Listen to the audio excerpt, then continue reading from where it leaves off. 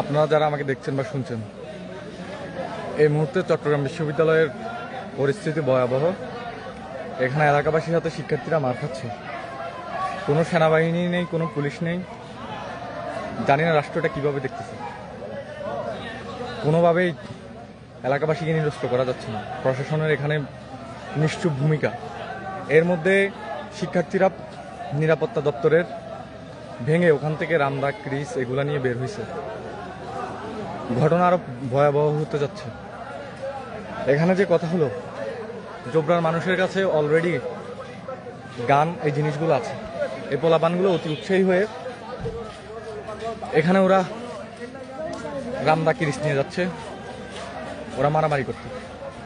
আজকের ঘটনা এটা গতকালের রেস ধরা। পুরো ঘটনাতে আজকে আমি ছিলাম একদম শুরু থেকে।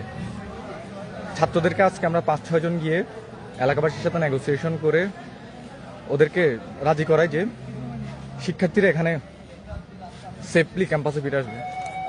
এর পরবর্তীতে প্রশাসনকে ডাকা হয়।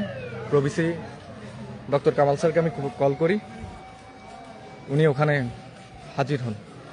প্রত্যেকটা স্টুডেন্টকে ওখান থেকে আমি আবির আরও কয়েকজন মিলে প্রত্যেকটা স্টুডেন্টকে 29 জন স্টুডেন্টকে বুঝায়ে আমরা সম্মত করতে পারি যে ওরা ক্যাম্পাসে ব্যাক করবে।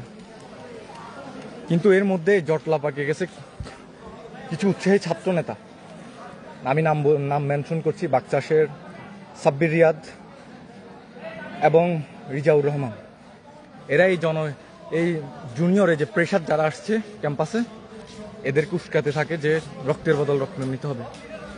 আমি নিরস্ত্র এই মানুষের যাদের কাছে অস্ত্র আছে ওদের কাছে আমি কিভাবে, এর চেয়ে বেস্ট নেগোসিয়েশন কি হইতে পারে?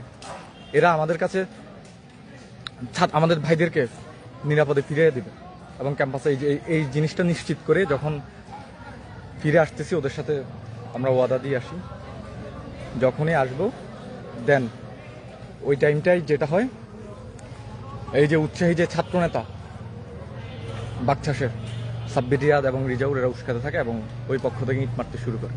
আমি ছিলাম সবার শেষে একদম গ্রামবাসীর কাছে। আজকের ঘটনায় যদি আমি পুরো বিচার করি, এখানে জোবরার মানুষ ছিল পুরো ইনোসেন্ট, ওদের কোনো দোষ ছিল না। ওরা ওই নেগোসিয়েশনে ওরা সম্মত হয়েছে এবং ওরা রাজি হয়েছে যে এমন কিছু করবে না। ওদের সাথে আমি মোলাকাত করে কোলাকুলি করে হাসি মুখে আমরা বিদায় নিয়ে আসতেছি। ঠিক ওই মুহূর্তে পিছন থেকে ইট মারা শুরু হয়। যখন এদিক থেকে মারা হয় তখন ছাত্র জনতা, গ্রামের যে মানুষরা ওনারাও শুরু করে, কনফ্লিক্ট শুরু হয়। সর্বপ্রথম স্টুডেন্টদের ছোড়া ইটে প্রভিসি ডক্টর কামাল স্যার ওনার ভাঙা হাত, ওনার হাতের মধ্যেই আবার এইটা পড়ে।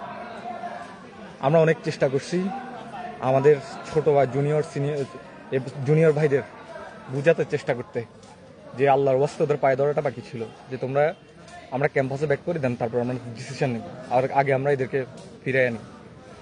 কিন্তু উৎসাহী এই যে 2-3 জন ছাত্রনেতার নাম বললাম, রিজাউর রহমান বাকচাষের এবং আরেকজন বাকচাষের ছবিতে সাব্বির হোসেন রিয়াদ, ওরা পুরো এই জিনিসটাকে পুরো বেচতে দেয় এবং শেষমেশ যেটা হয় এটা তো আপনারা দেখতেছেন।